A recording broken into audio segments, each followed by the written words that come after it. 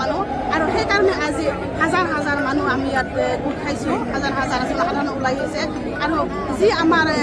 জনগোষ্ঠী হিচাপে আমাৰ ভূমিপুত্ৰ হিচাপে আমাৰ যিখিনি চৰকাৰীভাৱে হওক বা যিখিনি জনসাধাৰণ বা ভাৰতীয় নাগৰিক হিচাপে যিখিনি আমাৰ সা সুবিধা সেই সা সুবিধা যাতে আমাক সদায় দি থাকক আৰু এই সা সুবিধা যাতে কোনোদিনো আমাক বঞ্চিত নকৰক আৰু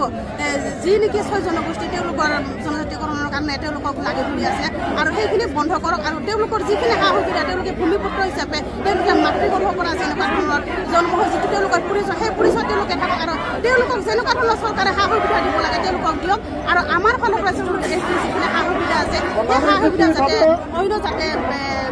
ৰাষ্ট্ৰক বা অন্য যাতে সম্প্ৰদায়ক যাতে কোনো কাৰণে যাতে ভাগ বুজা নহয় আমি সেইটোৱে বিচাৰিছোঁ আমি সৰু মানুহৰ কথা বিশেষ আমি চিন্তা কৰিব নাজানো যিহেতু আমি সৰু হিচাপে সৰুভাৱে আমি কথাখিনি কৈছোঁ আমাৰ যিখিনিকে সা সুবিধা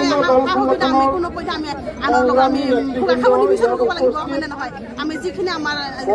জানো যিখিনি আমি বুজি পাইছোঁ সেইখিনি কৈছোঁ আৰু এই যি আমাৰ আন্দোলন এই আন্দোলন যদি আমাৰ চৰকাৰে